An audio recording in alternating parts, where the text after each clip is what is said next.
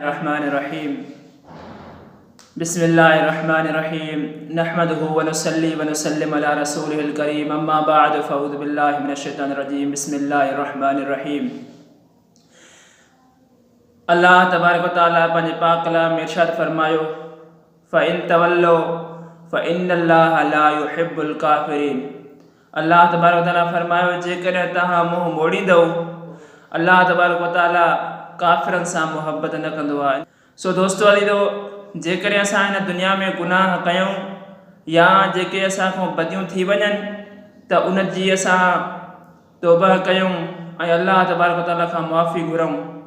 छो त जॾहिं हज़रत आदम अलैहिस्सलाम खे अल्लाह तबारक व तआला ख़लक़ियो त उन वक़्तु हज़रत आदम अलैहिस्सलाम गिण खां बाद में अल्लाह तबारक व तआला मलाइकनि खे हुकुम फरमायो त हज़रत आदम अलैहिस्सलाम खे सजदो कयो।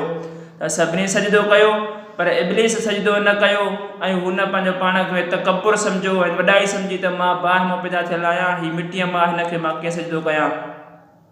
त अल्लाह तबारक व तआला उन खां सभु मनसब सभु उहिदा ख़तमु खसे छॾिया ऐं हज़रत आदम अलैहिस्सलाम खां जॾहिं इहा थोरी गुनाह वारी लर्दश थी वई, हालांकि सही कौलनि जे मुताबिक़ अंबिया इकराम जेके बि आया आहिनि उहे समूरा मासूम आहिनि, उहे न नबूअत मिलण खां पहिरियां गुनाह करे सघनि पिया ऐं न नबूअत मिलण खां पोइ उन खां को गुनाह सादिर थी सघे पियो। सो उहे सभु मासूम हुया।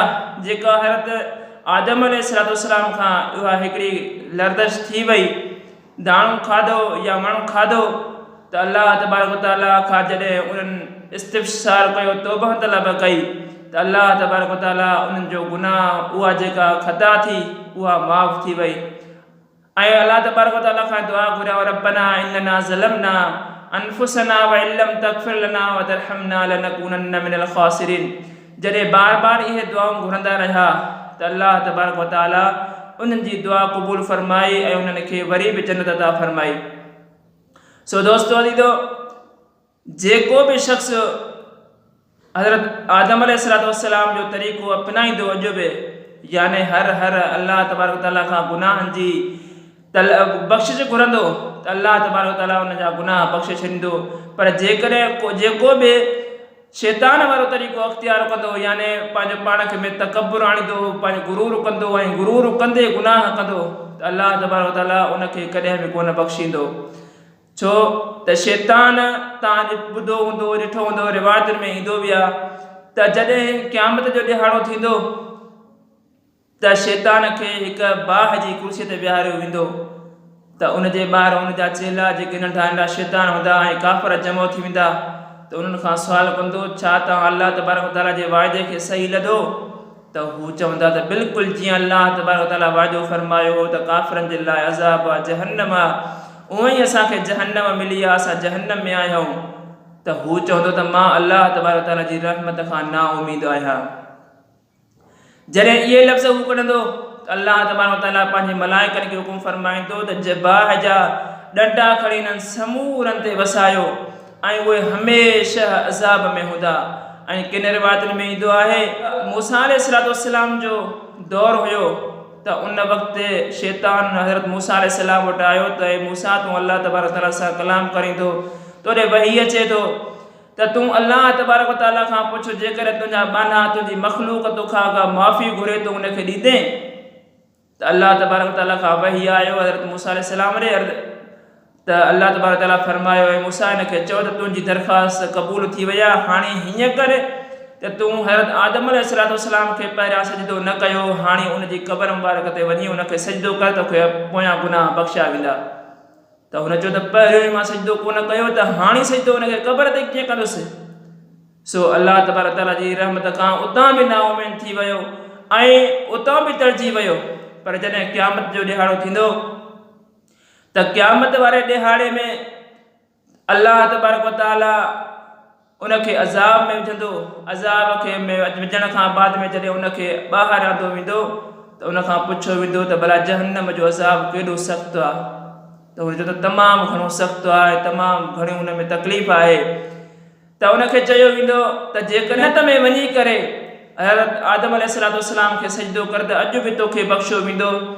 पर हू चवंदो त मां आदम अलैहिस्सलाम खे कॾहिं बि सजदो न कंदुसि। पोइ जॾहिं इहे लफ़्ज़ चवंदो त उनखे वरी बि जहन्नम में विधो वेंदो। ऐं किन रिवायतुनि में ईंदो आहे त हर लख साल खां बाद में, यानी लख साल गुज़रण खां बाद में वरी उनखे उहे लफ़्ज़ चया वेंदा, पर हू इनकार कंदो।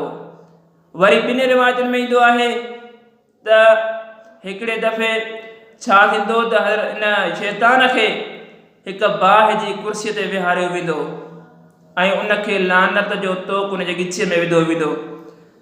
जॾहिं उहो उनजे गिचे में विधो वेंदो, अल्लाह तबारक व तआला पंहिंजे जहन्नम जे मलाइकनि खे हुकुम फरमाईंदो त इनखे धिके जहन्नम में उछलायो, पर हू तमामु घणो ज़ोर लॻाईंदा त हुन खां उहो चुरी बि कोन सघंदो। पोइ वरी अल्लाह तबारक व तआला हज़रत जिब्राईल अलैहिस्सलाम खे हुकुम फरमाईंदो त इनखे मलाइकनि सां गॾिजी करे इनखे जहन्नम में उछलाए अच।